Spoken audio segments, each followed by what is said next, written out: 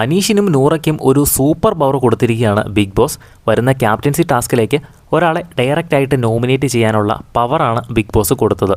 അനീഷിന് സർക്കസ് കൂടാരത്തിലുള്ള ഒരാളെ ഡയറക്റ്റായിട്ടും അതുപോലെ നൂറയ്ക്ക് നൂതില ചെരുപ്പ് ഫാക്ടറിയിലെ ഒരു തൊഴിലാളിക്ക് ഡയറക്റ്റായിട്ട് നോമിനേറ്റ് ചെയ്യാനുള്ള ഒരു അവസരം കൊടുത്തു. നൂറ നൂതില ചെരുപ്പ് ഫാക്ടറിയിൽ നിന്നും ഒനീൽ സാബുവിനെയാണ് ഡയറക്റ്റായിട്ട് നോമിനേറ്റ് ചെയ്തത്. കമ്പനിക്കെതിരെയാണ് പ്രവർത്തിച്ചത് എങ്കിലും വളരെ തന്ത്രപരമായി ഒനീൽ മുന്നേറി എന്ന് പറഞ്ഞുകൊണ്ടാണ് ഒനീൽ സാബുവിനെ ഡയറക്റ്റായിട്ട് നോമിനേറ്റ് ചെയ്തത്.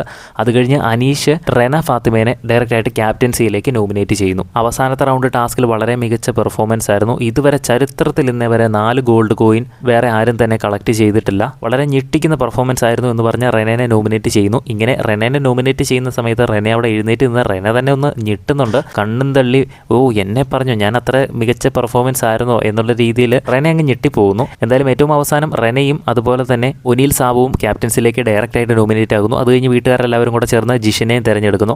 ഇവർ 3 പേരിൽ ഒരാളായിരിക്കും ഇനി അടുത്ത ആഴ്ചയിലെ ക്യാപ്റ്റൻ. ഈ ഒരു 3 പേരിൽ ആര് ക്യാപ്റ്റനായി വരണമെന്നാണ് നിങ്ങൾ ആഗ്രഹിക്കുന്നതെന്ന് താഴെ ഒന്ന് കമൻറ്റ് ചെയ്യുക. കൂടുതൽ ലൈവ് അപ്ഡേറ്റ്സിനായിട്ട് സബ്സ്ക്രൈബ് ചെയ്യുക.